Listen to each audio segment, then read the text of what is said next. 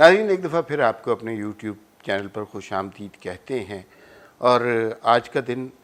پاکستان کے لیے ایک تاریخ ساز دن تھا اور بہت ہی ایونٹ فل دن تھا۔ آج آپ سب کو پتہ ہے آل پارٹیز کانفرنس تھی، اپوزیشن کی تمام تر جماعتیں اس میں شریک ہوئیں اور انہوں نے اپنا اس حکومت کے خلاف جو غصہ تھا وہ نکالا، لیکن کچھ باتیں ایسی تھیں جو بڑی تاریخی تھی، جن کا لوگوں کو بڑی بےتابی سے، بڑی بے چینی سے انتظار تھا۔ اس میں سب سے اہم بات تو نواز شریف کا اے پی سی سے خطاب تھا۔ اگرچہ وہ اے پی سی میں خود موجود نہیں تھے، انہوں نے خطاب لندن سے کیا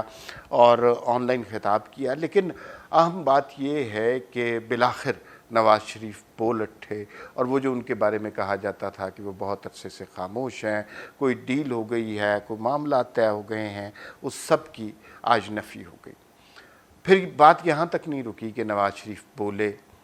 بات یہ یہاں پہنچی کہ نواز شریف کیا بولے، اور جو جمہوریت پسند لوگ ہیں ان کے حوالے سے آج نواز شریف نے تمام گلے شکوے دور کر دیے، جس سے سب سے پہلی بات تو یہ پتہ چلی کہ نواز شریف کو جب وزارت عظمیٰ سے ہٹایا گیا تھا، اس وقت نواز شریف جس بیانیے پر قائم تھے، آج بھی نواز شریف اسی بیانیے پر قائم ہیں۔ نواز شریف نے وہ ساری باتیں کی جو لوگوں کے دلوں میں تھی، جو لوگ سننا چاہتے تھے، جو لوگ نواز شریف سے سننا چاہتے تھے، کیونکہ سب سے بڑی جماعت پاکستان مسلم لیگ نون ہے، اس کے قائد کی حیثیت سے لوگ یہ چاہتے تھے کہ وہ یہ باتیں دہرائیں، علل اعلان کریں۔ بعض اوقات ورکرز میں یہ بات پھیلتی تھی کہ ورکرز تو شاید اب ووٹ کو عزت دینے کا مطالبہ کرتے ہیں، لیکن لیڈران کرام اب خاموش ہو گئے ہیں۔ آج جو نواز شریف نے تقریر کی، اس کے اندر وہ سارے نکات موجود تھے۔ اس میں انہوں نے ذکر کیا کہ کس طرح ہماری جمہوریت کو تہ و تیغ کیا جاتا ہے، کس طرح ہمارے ہاں ماشاء اللہ لگا دیا جاتا ہے، اور کس طرح ماشاء اللہ کے بعد جو جمہوریتیں ہوتی ہیں ان کے اوپر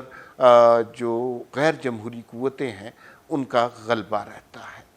انہوں نے جنرل مشرف کے حوالے سے ہی بات کی کہ کس طرح پی ٹی وی پہ چڑھائی کی، کس طرح ایک منتخب وزیر اعظم کو نکال دیا گیا، کس طرح ماضی میں تمام وزیر اعظموں کو نکالا گیا۔ تو اس کے علاوہ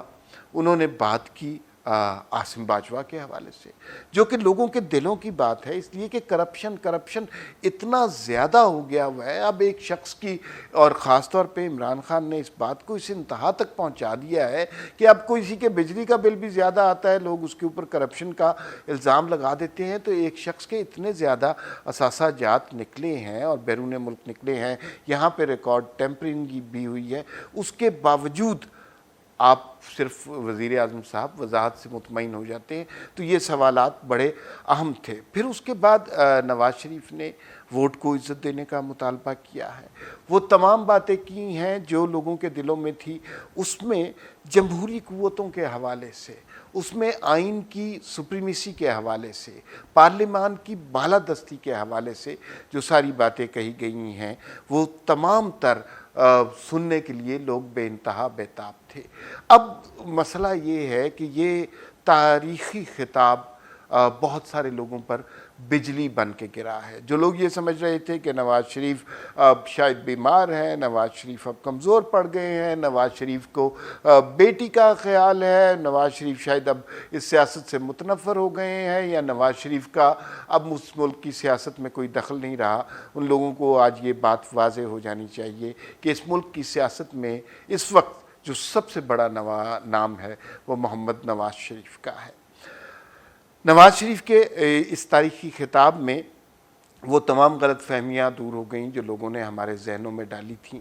جس میں انہوں نے یہ بھی کہا تھا کہ نواز شریف اس ملک سے فرار ہو گئے ہیں، نواز شریف اب ووٹ کو عزت دو کا نعرہ بلند نہیں کرنا چاہتے۔ یہ ساری باتیں لوگوں کے ذہن سے رفو چکر ہو گئی ہیں، اور ایک دفعہ پھر مسلم لیگ نون کا، اور بلکہ پیپلز پارٹی کا اور جے یو آئی کا اور دوسری تمام جماعتوں کا وہ ورکر جس کا نظریہ جمہوریت ہے، جو جمہوریت کو عزت دینا چاہتا ہے، جو آئین کی بالادستی چاہتا ہے، جو پارلیمان کی بالادستی چاہتا ہے، وہ ایک دفعہ پھر اس کو ایک نئی زندگی ملی ہے۔ نواز شریف نے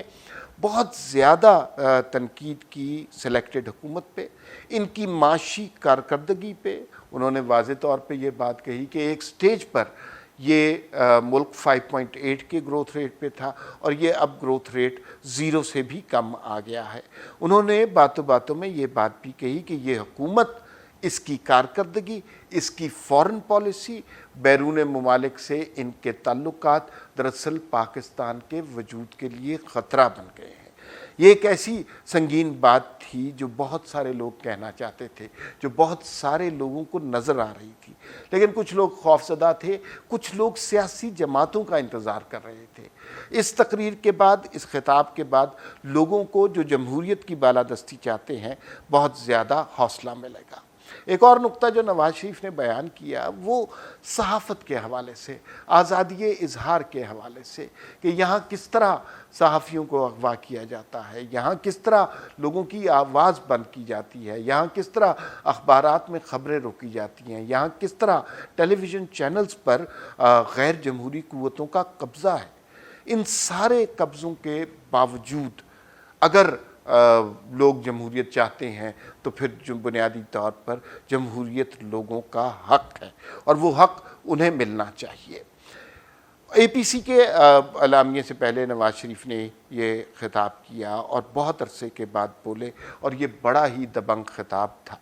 اس کے بعد ظاہر ہے اور بھی کارروائی ہوتی رہی۔ ایک اور خطاب بہت اہم تھا اور وہ مریم نواز کا تھا۔ مریم نواز نے بھی آج کوئی کسر نہیں چھوڑی، اور وہ جو ہم ہمیشہ سے کہتے ہیں کہ نواز شریف کے بعد اگر ہمیں مسلم لیگ نون میں کوئی بڑا لیڈر نظر آتا ہے، کوئی قد آور شخصیت نظر آتی ہے، یا کوئی ایک ایسی پرسنالٹی نظر آتی ہے جس کا پل موجود ہے، جو کراؤڈ پل کر سکتا ہے، تو وہ صرف اور صرف مریم نواز ہے۔ مریم نواز نے ہمیشہ اپنے باپ سے ایک قدم آگے بڑھ کر ان کے بیانیے کو لے کے گئی ہیں، اور آج بھی وہی بات انہوں نے کی ہے۔ انہوں نے وہ تمام موضوعات جو اس معاشرے میں بلند کرنا بہت تکلیف دہ ہیں، ان تمام موضوعات پر بات کی۔ انہوں نے جمہوریت کی عزت کی بات کی، ووٹ کی عزت کی بات کی، انہوں نے عاصم باجوہ کے حوالے سے بات کی، انہوں نے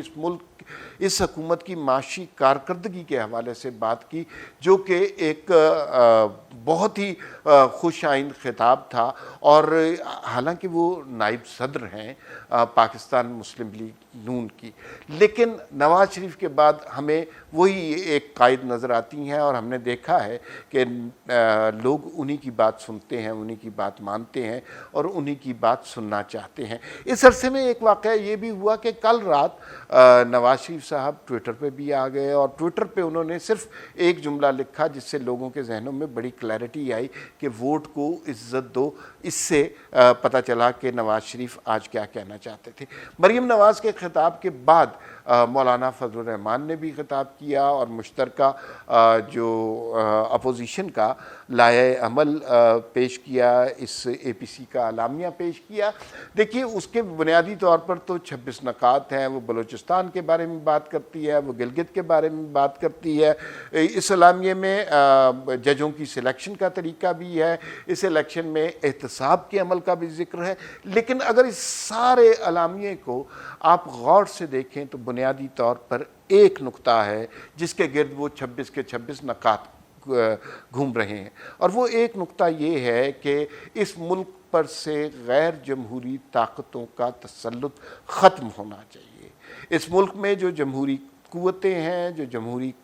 طاقتیں ہیں، ان کو عزت احترام ملنا چاہیے۔ اس ملک کے ووٹر کو احترام ملنا چاہیے، اس کے ووٹ کو عزت ملنی چاہیے۔ اور پھر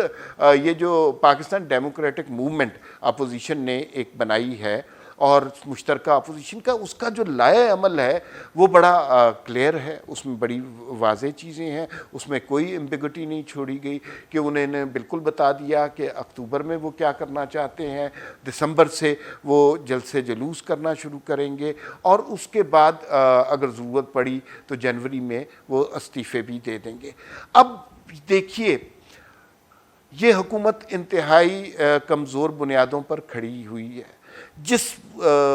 غلیظ طریقے سے انہیں الیکشن جتوایا گیا اور جن حالات میں یہ حکومت قائم ہوئی ہے، اگر لوگ سڑکوں پر نکل آئے تو یہ حکومت اس کا ایک منٹ بھی مقابلہ نہیں کر سکے گی۔ اسٹیبلشمنٹ کے حوالے سے آج سارا دن تمام لیڈروں نے بڑی کرٹیکلی بات کی ہے، اور مولانا فضل الرحمان نے بھی تو ایک طرح کا اعلان جنگ کر دیا۔